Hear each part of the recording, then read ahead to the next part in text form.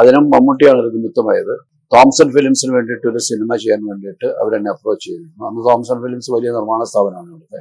അപ്പം ഞാൻ S N സ്വാമിയുമായിട്ട് ഈ ഓഗസ്റ്റ് 1 കഥകൾ ഡിസ്കസ് ചെയ്യുമ്പോൾ അതേ ഹോട്ടലിൽ, ഇവിടെ BTH ഹോട്ടലിലാണ്, അതേ ഹോട്ടലിൽ തന്നെ ഞാൻ അറിയാതെ സംവിധായകൻ ഭരതനുമായിട്ടും തോംസൺ ഫിലിംസ് ഒരു മമ്മൂട്ടി സിനിമയുടെ ആലോചനകൾ വേറൊരു മുറിയിൽ നടക്കുന്നുണ്ട്. ഇന്ത്യൻ ചലച്ചിത്രവേദിയിലെ ഏറ്റവും മികച്ച സംവിധായകരിൽ ഒരാളാണ് ശ്രീ സിബി മലയിൽ. കലാപരമായും സാങ്കേതികപരമായും മികവ് പുലർത്തിയ സിനിമകളിലൂടെ അത്ഭുതങ്ങൾ സൃഷ്ടിച്ച് നവപ്രതിഭകളുടെ ഈറ്റില്ലമായ നവോദയയിൽ നിന്നും ചലച്ചിത്ര രംഗത്തേക്ക് കടന്നുവന്ന് ശ്രീ സിബി മലയിൽ ഒരുക്കിയ സിനിമകളൊക്കെയും പ്രേക്ഷകരുടെ ഉള്ളം നിറച്ച സിനിമകളായിരുന്നു. ശ്രീ സിബി മലയിലാണ് സിനിഗ്രാമിൽ ഇന്ന് നമ്മോടൊപ്പം ചേരുന്നത്. നമ്മൾ സാറിന്റെ ഒരു ജീവിതത്തിലെ സിനിമാ കരിയറിൽ ഒരു തുടക്കത്തെ കുറിച്ച് നമുക്ക് സംസാരിച്ചു കൊടുക്കാം. സാറിന്റെ ആദ്യകാലങ്ങളിൽ നവോദയ സ്റ്റുഡിയോ എന്ന് പറയുന്നത് വളരെയധികം പ്രധാനപ്പെട്ട ഒരു ഏരിയ ആയിരുന്നു. അതുപോലെ ജിജോ, അതുപോലെ ഫാസിൽ സാറ്, പ്രിയൻ സാറ്, ഇവരുടെയൊക്കെ കൂടെയുള്ള എക്സ്പീരിയൻസ് സാറിന്റെ ഒരു സംവിധായകനെ എങ്ങനെയാണ് രൂപപ്പെടുത്തിയത് എന്ന് ഒന്ന് വിവരിക്കാം.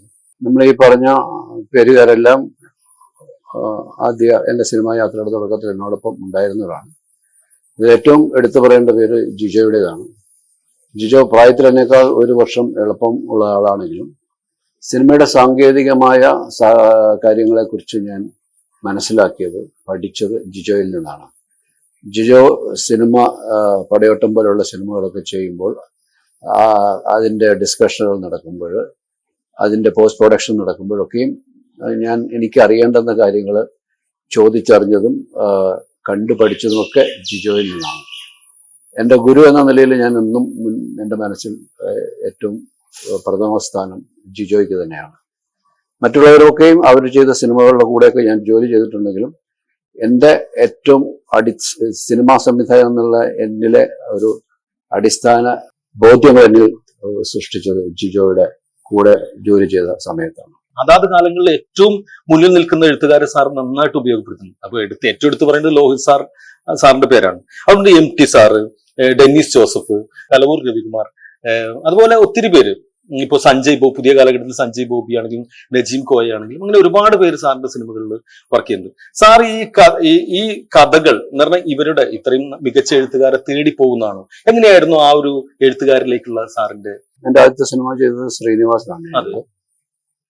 ശ്രീനിയിലേക്കും ഞാൻ അങ്ങോട്ടേക്ക് അന്വേഷിച്ചു പോയതല്ല. കാരണം ആ സിനിമ ഞാനിങ്ങനെ ആദ്യത്തെ സിനിമ ചെയ്യുന്നു എന്നുള്ളൊരു ആലോചന ഉണ്ടാകുന്ന സമയത്ത്, അല്ലെങ്കിൽ അതിനുള്ളൊരു അവസരം എൻ്റെ മുന്നിലേക്ക് എത്തുമ്പോൾ, എനിക്ക് അന്ന് പ്രിയന്റെ കൂടെയൊക്കെ ഞാൻ 1-2 സിനിമകൾ, ഓടരുത് മാവാളരെ എന്ന സിനിമയിലൊക്കെ ജോലി ചെയ്യുമ്പോഴാണ് ജഗദീഷിനെ പരിചയപ്പെടുന്നത്. അപ്പോൾ ജഗദീഷിന് അന്ന് കഥ എഴുതാനുള്ളൊക്കെ താല്പര്യമുണ്ട്.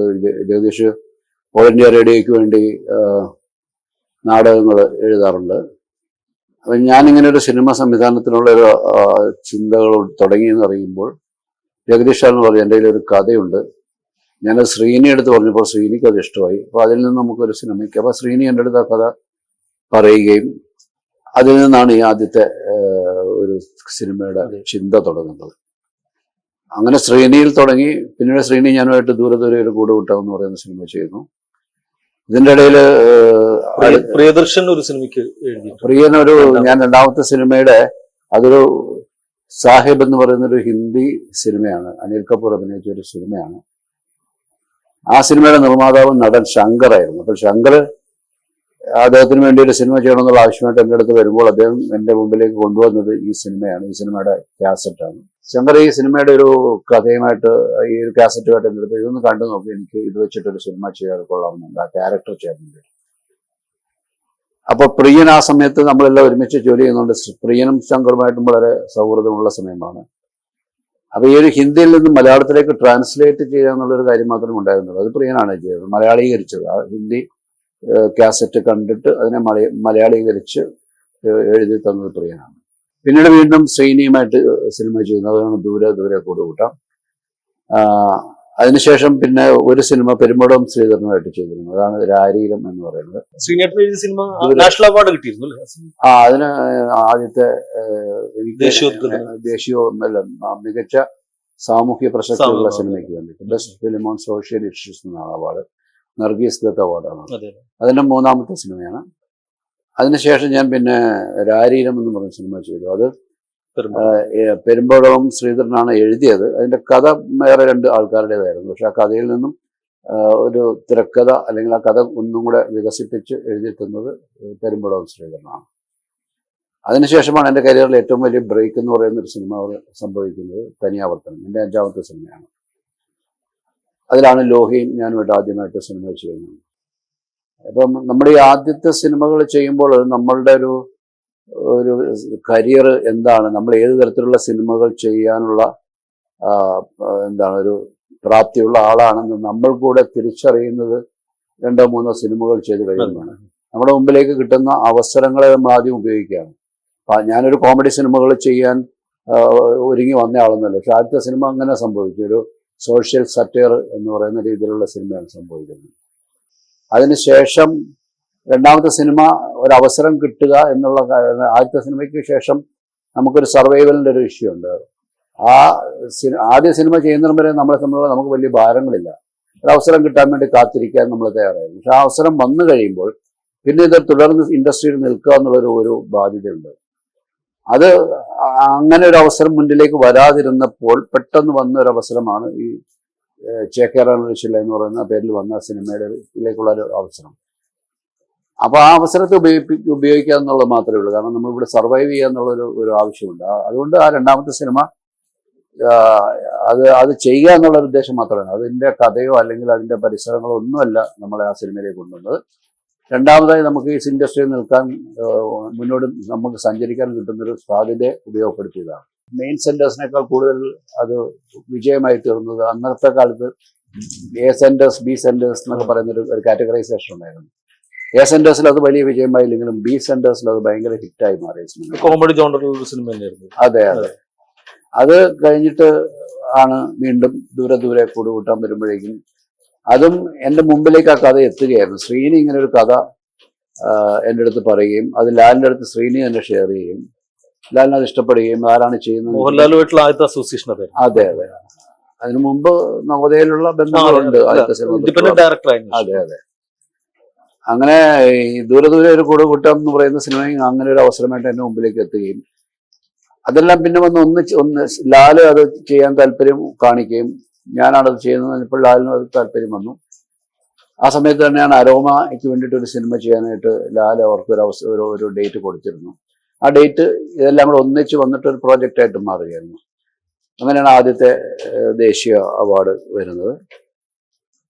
അങ്ങനെ പിന്നെയും ഈ അടുത്ത സിനിമ പോലും നമ്മുടെ മുമ്പിലേക്ക് എത്തുന്നത് അത് ഒരു സിനിമ ചെയ്യുക എന്നുള്ളത് മാത്രമേ അപ്പോഴും നമ്മളുടെ മുമ്പിൽ ഞാൻ നേരത്തെ പറഞ്ഞ പോലെ ഒരു സർവൈവലിന്റെ ഇഷ്യൂ ആണ്. ഇവിടെ നിലനിൽത്ത് പോകുക എന്നുള്ളതായിരുന്നു. ആ അവസരം വന്നതും അന്ന് മലയാളത്തിലെ വലിയ ഹിറ്റുകൾ സിനിമകൾ ചെയ്തുകൊണ്ടിരുന്ന ഒരു പ്രൊഡക്ഷൻ ഹൗസാണ് സാഗ ഫിലിംസ് എന്ന് പറയുന്നത്. അവര് മമ്മൂട്ടിയെ വെച്ചിട്ടൊക്കെ വലിയ ഹിറ്റുകൾ ചക്കരയുമ്മ എന്ന് പറയുന്ന സിനിമയും അങ്ങനെയൊക്കെയുള്ള ഒരു ഹിറ്റ് സിനിമകൾ ചെയ്തു വന്ന രക്തം ജോഷ് സാറിനെ വെച്ചിട്ട് അങ്ങനെ ചെയ്ത ഇൻഡസ്ട്രിയിൽ അന്ന് വലിയ വിജയ ചിത്രങ്ങൾ ചെയ്യുന്നൊരു ബാനറായിരുന്നു സാഗ ഫിലിംസ്. അപ്പൊ അവരും ഇങ്ങോട്ടൊരു എന്നെ അന്വേഷിച്ചെത്തുന്നു എന്നുള്ളത് അപ്പോഴാണ് നമുക്ക് നമ്മളെ ഒരു ഇൻഡസ്ട്രി നമ്മളെ ശ്രദ്ധിച്ചു തുടങ്ങി എന്നുള്ളത് നമ്മൾ മനസ്സിലാവുന്നത്. അതിന്റെ ഒരു സാഹചര്യം ഉണ്ടായതും അത് മമ്മൂട്ടിയാണ് അതിനൊരു കാരണക്കാരൻ. മമ്മൂട്ടി നേരിട്ടല്ലെങ്കിൽ പോലും അങ്ങനെ ഒരു പ്രോജക്റ്റ് രൂപപ്പെടാനുള്ള കാരണം മമ്മൂട്ടിയാണ്. മമ്മൂട്ടിയായിട്ടാണ് അതിന് തൊട്ടുമുമ്പ് ഞാൻ ആയുധം ചെയ്തത്. അത് കഴിഞ്ഞ് മമ്മൂട്ടി എന്നെ വേറെ 2 എഴുത്തുകാരെ എൻ്റെ അടുത്തേക്ക് വിടുകയും എൻ്റെ അടുത്ത് പറഞ്ഞു അവരുടെ ഒരു കഥയുണ്ട്, അതിനകത്തൊരു കഥാപാത്രമുണ്ട്, ആ കഥാപാത്രമാണ് എനിക്ക് താല്പര്യം.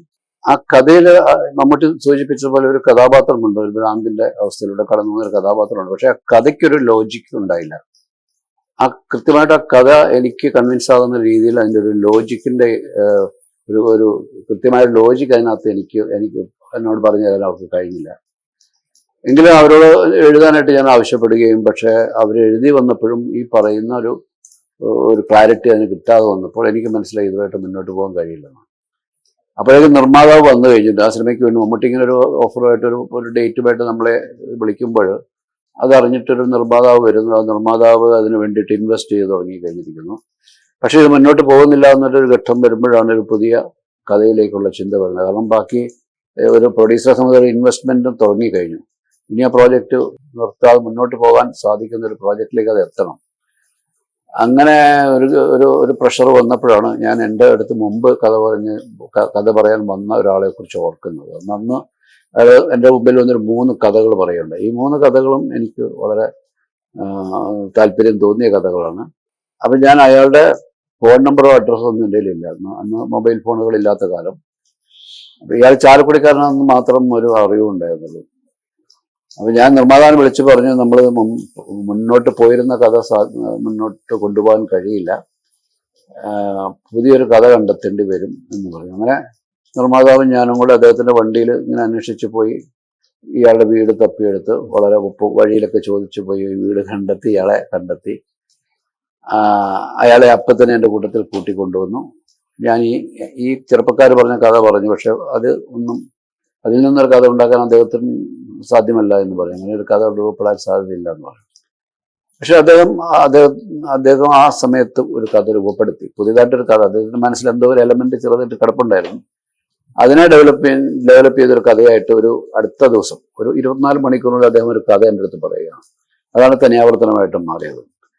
അപ്പം അങ്ങനെയാണ് ഒരു ലോഹി ഞാനുമായിട്ടുള്ളൊരു കൂട്ടുകെട്ടുണ്ടാകുന്നതും പിന്നെ ഒരുപാട് സിനിമകൾ ഒരുമിച്ച് ചെയ്യുകയും ഒരുപാട് മലയാള സിനിമയിലെ ഏറ്റവും മികച്ചൊരു കൂട്ടുകെട്ടിന്റെ രൂപപ്പെടൽ സംഭവിക്കുന്നതും ആ സിനിമയിലൂടെയാണ്. എസ്റ്റാബ്ലിഷ് ആയിട്ടുള്ള സംവിധായകൻ ഒരു പുതിയ തിരക്കഥാകൃത്തിന് അഡ്രസ്സും ഫോൺ നമ്പറും ഒന്നും അറിയാതെ പ്രൊഡ്യൂസറെയും കൂട്ടി തേടി പോവുക എന്ന് പറയുന്നത് ഒരു വലിയ, ഇപ്പോഴത്തെ ഒരു കാലഘട്ടത്തിൽ നമുക്ക് ചിന്തിക്കാൻ പറ്റാത്തൊരു കാര്യം. ഒരു കഥ പറഞ്ഞ ഒരാളെ തേടി പോകുമെന്ന് പറഞ്ഞ് മലയാള സിനിമയ്ക്ക് ഒരുപാട് സിനിമകളുടെ ഒരു കലവറ തുറക്കായിരുന്നു ആ യാത്ര എന്ന് പറയുന്നത്. ആകാശദൂത് എന്ന് പറഞ്ഞ സിനിമ കാരണം മലയാളികളെ ഏറ്റവും കൂടുതൽ കരയിപ്പിച്ചിട്ടുള്ള ഒരു സിനിമയാണ്. ഡെന്നിസ് ജോസഫ് സാർ എന്ന് പറയുന്ന ഏറ്റവും തിരക്കുള്ള ഒരു തിരക്കഥാകൃത്ത്, നിങ്ങളുടെ ഒരു അസോസിയേഷൻ, പിന്നെ എന്തുകൊണ്ട് രണ്ടുപേരും ഒരുമിച്ചില്ല? കാരണം ഒരുപാട് സിനിമകളിൽ നല്ലൊരു കോംബോ ആവാൻ സാധ്യതയുള്ള ഒരു ടീമായിരുന്നു.